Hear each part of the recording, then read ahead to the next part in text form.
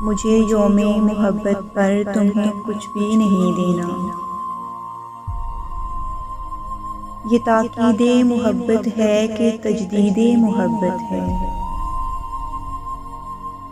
مگر جو کچھ بھی ہے جانا یہ توحید محبت ہے۔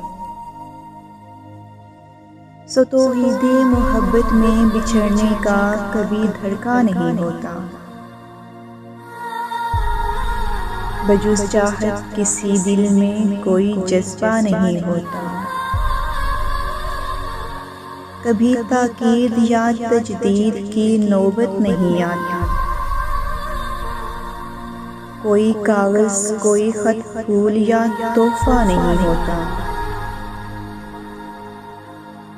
میری آنکھوں میں جتنے رنگ ہیں ان سب میں چاہت ہے،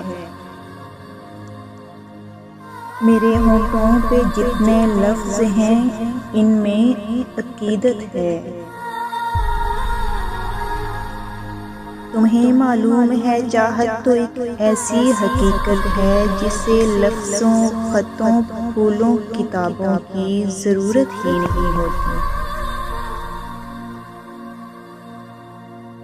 جہاں دل سے نکل کر بات خود دل تک پہنچتی ہے،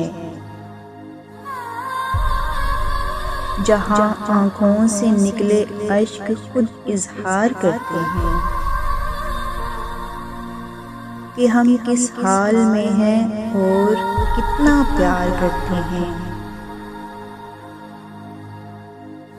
سو اے جانے غزل دیکھو، میری آنکھیں، دھڑکتا دل اور اس میں موجزن جذبے،